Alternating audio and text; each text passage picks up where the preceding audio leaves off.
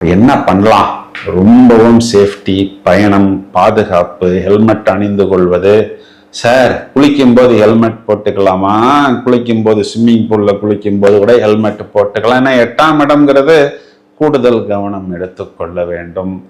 ரொம்பவும் ஒவ்வொரு நிமிடமும் ராசியில் குரு இருக்கிறார், இருந்தாலும் நாமவே போய் சிக்கி கொள்ளாமல் இது நாள் வரை எப்படி பயணித்தோமோ அவ்வாறே பயணிப்பது. புதிய விஷயங்கள் எதுவாக இருந்தாலும் கொஞ்சம் ரிஸ்க் எடுக்காமல் ஒரு நவம்பர் மாதம் வரை தள்ளி போடுவது.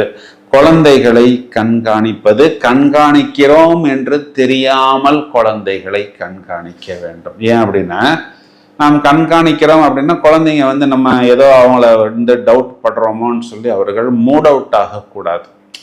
அப்படியே பேசி பேசி பேசி பேசி உன் நல்லதுக்காகத்தான், உன் ஃபியூச்சருக்காகத்தான், உன் எதிர்காலத்துக்காகத்தான். அந்த நேரத்தில் நமக்கு கொஞ்சம் தொழில் போனாலும், லாபம் போனாலும், வருமானம் போனாலும் அதனை பற்றி கவலைப்படாமல் கூடுதலான கவனம் எடுத்துக்கொண்டு ஒவ்வொரு சின்ன சின்ன விஷயங்களும், ஒரு பில்டிங்கை சுற்றி எப்படி ஒரு 10 சிசிடிவி கேமரா சரௌண்டிங் மெத்தடில் அடித்து கொண்டிருக்கிறதோ, நீங்களே கொஞ்சம் விழிப்புடன் இருந்தால் போதுமானது.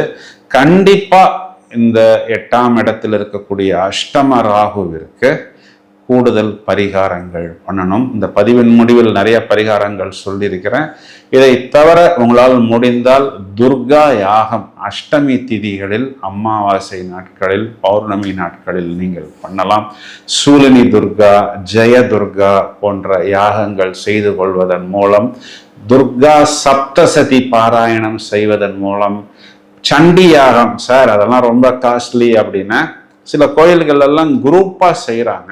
குறிப்பா உங்க நட்சத்திரம் வரக்கூடிய நாட்கள்ல, வெள்ளிக்கிழமைகள்ல, அமாவாசை பௌர்ணமி திதிகள்ல இந்த மாதிரி யாகங்களில் பங்கு பெறுவது, அதற்கு செவ்வரளி மலர்கள் வாங்கி கொடுப்பது, இனிப்புகள் செய்து நேவேத்தியம் செய்து அதனை வரக்கூடிய பக்தர்களுக்கு விநியோகம் செய்வது. இந்த மாதிரி உங்க சக்திக்கு என்ன முடியுமோ, இங்கு பக்தி தான் முக்கியம்.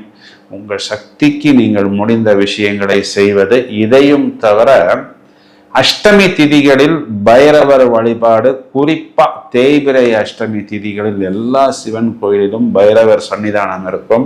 அந்த நேரத்தில் பார்த்தோம்னா அங்க அர்ச்சனை, அலங்காரம், அபிஷேகம் போன்ற விஷயங்களை அங்க இருக்கக்கூடிய